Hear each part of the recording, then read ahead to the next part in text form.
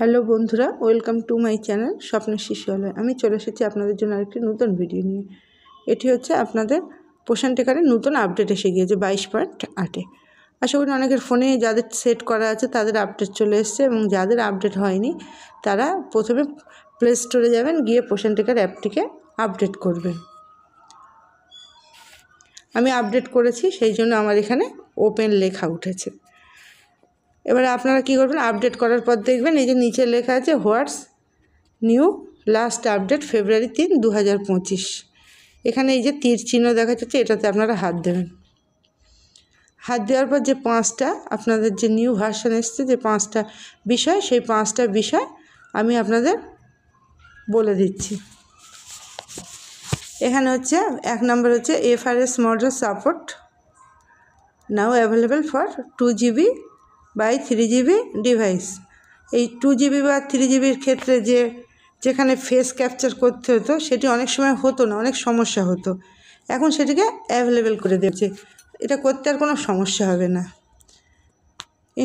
enhanced THR distribution process if a child's Aadhaar is verified. The parents, guardians photo capture and KYC are now mandatory. এখানে হচ্ছে THR ডিস্ট্রিবিউশনের ক্ষেত্রে যে শিশুদের KYC complete করতে বলেছে, কিন্তু যেহেতু আমাদের বাংলায় THR নেই, আমরা কি দিই? আমরা দিই HCM, সেই জন্য এটা আমাদের করতে হবে, কোনো দরকার নেই। 3 নম্বর হচ্ছে VHSND model fixed addresses the invalid date issue. আগে VHSNDর ক্ষেত্রে কী হতো, গতবারে যে এগুলো দিয়েছিল তাতে কিন্তু আপনাদের আপডেটের অসুবিধা হচ্ছিল। ধরেন আমরা আগে যারা করেছি তারা কিন্তু পরে আর দেখতে পাচ্ছিলাম না, বা অনেক ক্ষেত্রে ফের পরে দিলে দেখা যাচ্ছিল না, কিন্তু ওটা এন্ট্রি হয়েছিল, আমরা দেখতে পাচ্ছিলাম, কিন্তু ওটা ঠিকঠাক হচ্ছিল, তবু আমরা দেখতে পাচ্ছিলাম না, সেই জন্য আমাদের সমস্যা হচ্ছিল, আমরা বুঝতে পারছিলাম না। ওটার ক্ষেত্রে এখন সেটা ঠিক করে দিয়েছে, সেটা অনেকগুলো এখন অপশান এসছে, সেটা আপনারা VHSND মডেল খুললে, আপনার যখন VHSND এটা খুলবেন আপনি তখন দেখতে পাবেন। আর 4 নম্বর হচ্ছে আপনার new dropdown option supplement type and type of counselling address in the VHSND model. VHSNDতে গুরুত্বপূর্ণ কিছু আপডেট এসছে, সেগুলো ওখানে খুলে পরে আপনারা খুললে দেখতে পাবেন। 5 হচ্ছে improvements various fixes for a smoother user experience. যে সমস্যাগুলো ছিল আপনাদের অ্যাপের ক্ষেত্রে, সেগুলো আপডেট করে সেই সমস্যার সমাধানগুলো করে দেওয়া হয়েছে। যেমন আপনি পোষণ টেকার ওপেনের ক্ষেত্রে দেখুন, ডেলি ট্র্যাকিং ওপেনের ক্ষেত্রে আপনি দেখুন, এখানে আপনার আগে ওপেন করতে গেলে ওখানে আপনার হয় আমি ছুটিতে আছি, নতুবা আমি অফিসে ডিউটিতে আছি, নতুবা আমি বাড়িতে আছি, এগুলো দেখাতে হতো। কিন্তু এখন আর সেগুলো করতে হয় না, এখন আপনি ওপেন সরাসরি করতে পারবেন। আজকে যে ভার্সান এসছে সেই ভার্সানে দেখা যাচ্ছে ওপেনটা সরাসরি করা যাচ্ছে।